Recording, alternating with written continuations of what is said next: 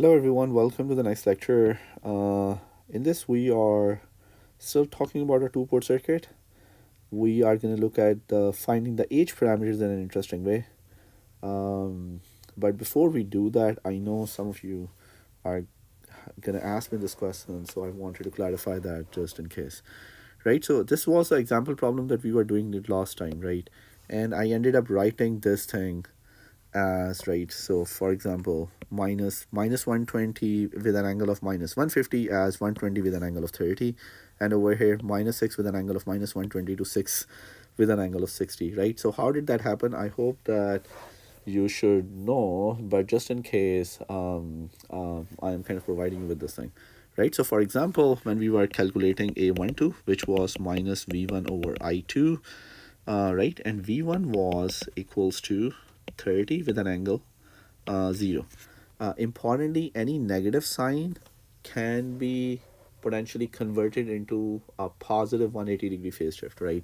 So for example, right, so this thing can be minus 30 and angle 0 over 0.25 angle 150 can be rewritten as 30 with an angle of 180 over 0.25 an angle of 150. So you can easily see that it can come out to be 120 with an angle of 30. You can do exactly the same thing here. Over here you have an A22 minus I1 over I2, and it was minus 1.5 an angle of 30 over 0.25 an angle of 150. Again, you can do minus can be converted into plus 180, right? So 1.5 times 30 plus 180 over 0.25 150, right? 1.5 over 0.25, 210 minus 150 should come out to be 6 times 60 degrees. So this is how you solve it, just to make sure that you don't get confused with this thing. Anyhow, moving on to this next part of this lecture, or main part of this lecture. In this part, we are interested in finding H parameters, but before we do that, I want to make another point around the around this beautiful terminal equations and the parameters and how we want to do that. So one thing, important thing is, since all of these terminal equations, right, if you look closely, are relating the terminal variables with each other, right?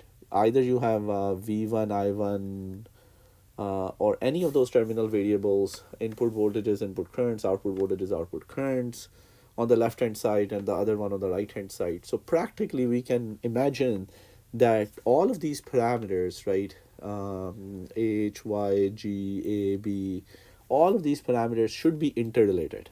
So I'm going to show you how, and we're going to derive one set of the how they are interrelated, and I'm going to show you a table for the rest of them.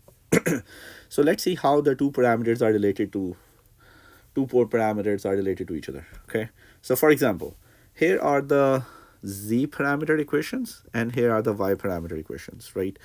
You can see that z11, z12, z21, z22, and the other two equations are y parameter equations. I can convert these equations into matrix form.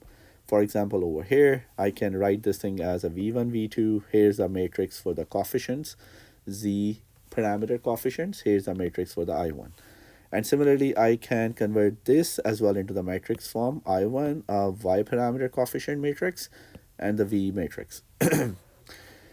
And now, for example, why I did that, because I'm going to tell you an interesting thing. I am going to try and find the value of V1 and V2. And once I'm going to find these values, I will see that how I can relate the two things together. But before I do that and go there, if you remember maybe from your high school senior year maths, how you can solve these matrices, you can potentially solve these matrices using Cramer's rule. And just to give you a kind of a recap, here's a Cramer's rule. So let's say you have these two equations. These two equations, a1x b1y, a2x b2y equals c1 c2, can be converted into matrix form like this. These are the coefficients, a1 b1, a2 b2, which is a coefficient matrix here, right? X and y is a kind of a, you can call it as an input matrix if you will, and c1 c2 is the output matrix. or constants, whatever terminology you want to use over here, right? So anyhow, these two equations can be written in the matrix form like this. So Kramer figured it out that we can find the value of this x by doing two things. One, in the denominator, looking at the determinant of this matrix, right? Let's call this as determinant. So this determinant is of the matrix, of the coefficients matrix, a1, b1, a2, b2 should be, right? a1, b2 minus b1, a2. So here's the determinant of this matrix. So in order to find the value of the x in the denominator, it is going to come out a determinant of the coefficients. And in the numerator, it is going to come out another determinant of a matrix where the first column of this matrix will be replaced by this C1, C2, right? So it should come out to be C1, C2, B1, B2.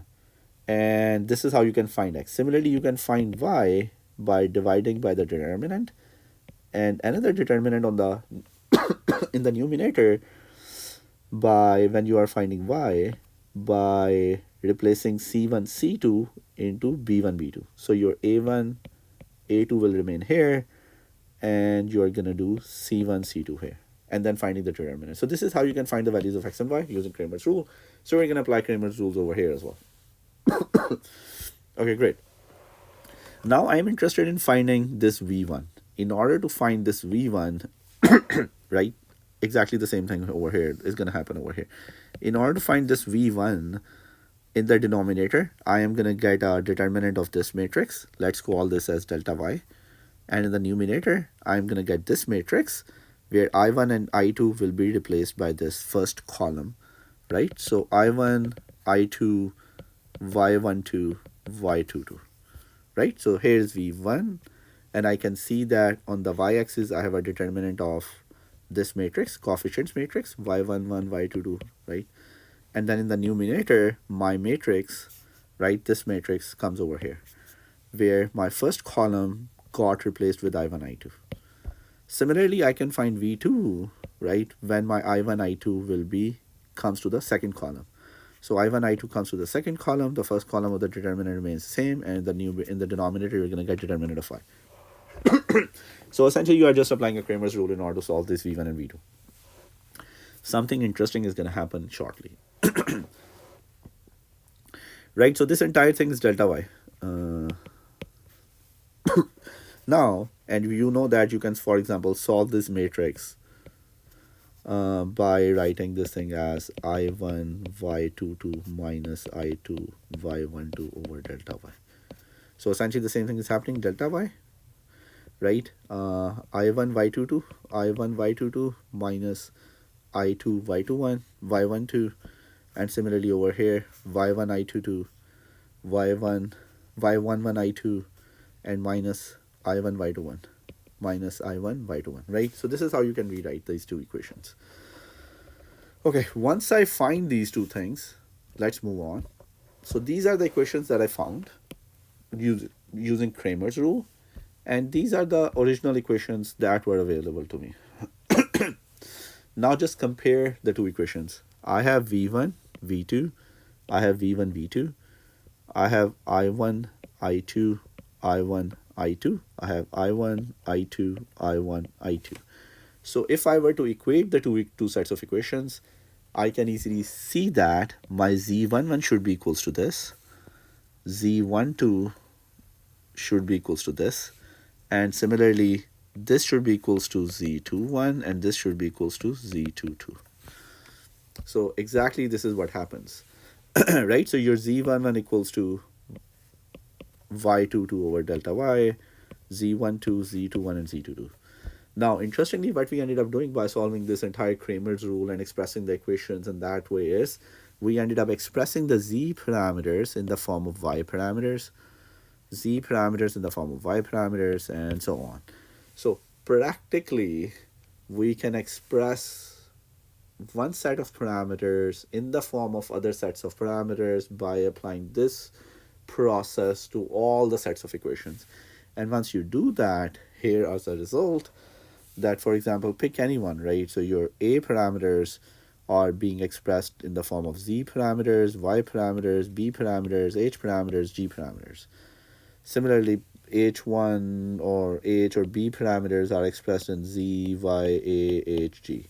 So one set of parameters are being expressed by all the other sets of parameters, right? And you are doing it for all of these things. So all the a sets of parameters can be expressed by other ones. We just did it for z, right? So you can see that we did it z for the y set. We just did it for this one, by the way, in the previous slide. But it can potentially be done for the rest of all the other parameters too. And here are the determinant equations if you want to have those. So this is how one set of parameters can be expressed by the other ones. Okay, so let's see how we can use this thing in circuits and where it could potentially be relevant. Here's one of the examples that we are going to do. In this example, we have to find h parameters. Okay, this is interesting. We already know the formulas. Here are the formulas of the h parameters. In order to find h parameters, I know that in one case, I have to make sure that my output second port or port 2 or the output port should be short circuited so that V2 is 0. And in the other, in order to find the other two h parameters, I have to make sure that my I1 equals to 0, which means that my input port should be open. Okay, nice.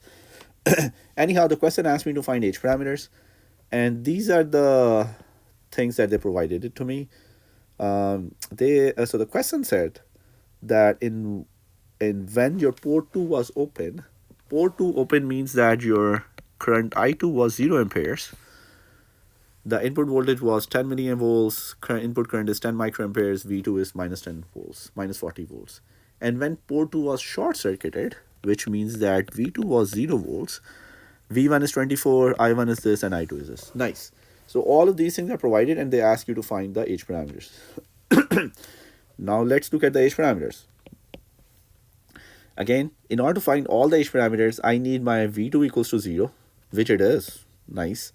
So I can easily figure out the values of h11 and h21 from here, because the rest of the values are given, V1, I1, I2. But in order to find h12 and h22, I want my I1 to be equals to 0. But over here, I have I2 equals to 0. Okay, interesting. So I cannot find my h12 and h22. So this is where I am going to use this entire understanding of how one set of parameters are related to other parameters. But let's start solving this circuit. Solving this example problem, right? Since we know that based on this set of data, we know that V2 is 0 volts, V1 is 24 millivolts, I1 is 20 microamperes, and I2 is 1 milliamperes. I can find the values of H11, which should come out to be V1 over I1 at V2 is 0. V1 over I1 is 24 milli divided by I1, which is 20 micro.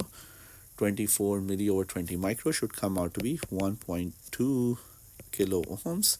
And then I can also find the value of H21. H21 is I2 over I1 at V2 equals to 0. So I2 is 1 milliamperes divided by I1 is 20 micro. 1 milli over 20 micro should come out to be 50. So I ended up finding the values of H21 and H11. Nice. So once I did that, this is nice, but I don't know, I don't have the data for I1 equals to 0 to find the values of H12 and H22, right? So to find values of H12, H22, I need another set of parameters. Okay, so in order to find the H1, H12 and H22, I need to find some other set of parameters. The problem is which other set, right? If you go back over here, my H parameters can be represented in all the other parameters. They can be expressed in Z parameters, Y parameters, A, B, and G. So which other parameters shall I find to later find the other rest of the H parameters, right? And and this is where you have to look at the data much more in a much more clear with a much more clear understanding, right? Okay, I want to show you interesting thing here. Look over here. The data that is provided in the question is where I2 is 0, right? And V2 is 0. This is that data that is given in the question. And my question to you, all of you, is which is the right set of equations, or which is the right terminal equations, or two-port network equations, or parameters that you can find all four of them just by using this data, where I2 is 0 and V2 is 0. Let's go back to all the equations, because I will provide these, no, not this one. I will provide these equations to you in the exam sheet, in the exam formula sheet, and not these equations, right? But here. So let's go back here. Looking over here, again, my question was, how do you know where I2 and V2 are 0? And you can find all the things. And all you need to do is to find I2 and V2 in the equations. If I look over here in these two equations, right? If I look over here in these two ones, if I will make I2 equals to 0, I can find these two parameters. If I will make V2 equals to 0, I can find these two parameters. So I can find, based on I2 and V2 input data that is available in the question, I can find all the 4 A parameters. And this is exactly what I need to know. Because I'm going to find all the A4 parameters, I'm going to find the A determinant, and then easily I can find the rest of the 2 parameters. Going back here. Okay, so since we have data available for I2 equals to 0 amperes and V2 equals to 0 volts, we can find all A parameters, right? And essentially, here are the 2 A parameters which you can find for I2 equals to 0. Here are the other 2 A parameters which you can find for V2 equals to 0, right? And now what I'm going to do is, I am going to find first on the next slide these two parameters when I2 equals to 0 while using this data, and these 2 parameters when V2 equals to 0 while using this data, okay? Alright, so bear with me. Okay, so the A parameters. So let's find A11 equals V1 over V2 at I2 equals to 0. So it should be V1 over V2, 10 millivolts over minus 40, right? 10 millivolts over minus 40. A11 is going to come out to be 0.25 into 10 to the minus 3. Next one is A21 should be equals to I1 over V2, and that is also equals to, at I2 equals to 0, I1 over V2, 10 micro over minus 40, right? So 10 microamperes over minus 40 should come out to be minus 0.25 times 10 to the minus 6 Siemens. The next one is A12 minus V1 over I2 at V2 equals to 0. V1 over I2, 24 over 1, right? So 24 millivolts. 24 millivolts over 1 milliampere comes out to be minus 24 ohms. And the final A parameter is minus I1 over I2 at V2 equals to 0. This should come out to be minus I1 over I2, 20 micro 1 milli. Minus 20 micro over 1 milli should come out to be minus 20 into 10 to the minus 3. Okay, so this is how I ended up finding all the A parameters, which is nice. Now, based on these A parameters, I need to find the 2 parameters, H12, H12 and H22. Go back to the table. H12 and H22 based on A parameters. Okay, so H12 and A22 is this, and over here H22 is this. So right, so delta A over A22 it should be H12, and H22 would be A21 over A22. Okay, so let's find H12 should be equals to delta A over A22, and H22 should be equals to A21 over A22. So let's see now. So first of all, let's find delta A. You can also find delta A over here if you forgot the matrix.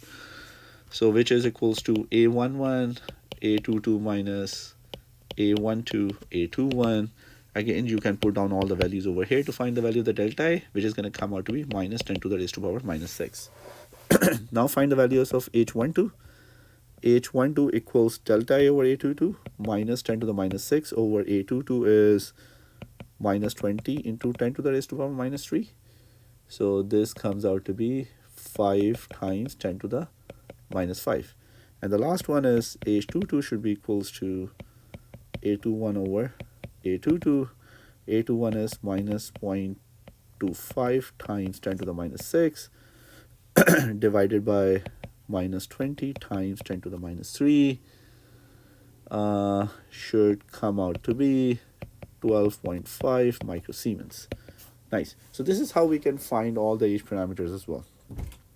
Again, in this example problem, what we ended up doing was we ended up looking how the parameters are related to each other, right? And again, all of these parameters are coming from those terminal equations where each set of the parameters can be expressed as the other set, and we use these Cramer's rule to figure it out how to express them. We did it for the z parameters, how the z parameters can be expressed in the form of y parameters, but you can potentially do this process on the rest of all of them, and this table can come in handy. If I will give you a question like this, depending on how many marks for the questions are, if I will not ask you to repeat this process yourself, I will give you the table. But you should understand how to get to these things. Coming back, then we did this example where the problem was we have to find h parameters, but the data that we were given were ideally suited to find all the a parameters. So based on the data that was given and one side of the data where v2 was equals to 0 volts, we were able to find two of the h parameters, but the rest of the, in order to find the rest of the two parameters, h parameters, we first have to find all the a parameters, and then we have to find this relationship that we did earlier. We can guard those answers from the table and or find ourselves these equations, and using that relationship of expressing one parameter in the form of other parameters, so we express the rest of the h parameters in the form of a parameters to figure out the rest of the h parameters. So this is how we can solve this thing. So with that, I'm going to finish this lecture. I'm going to talk to you in the next one. All right, thank you. Have a good rest of the day. Bye.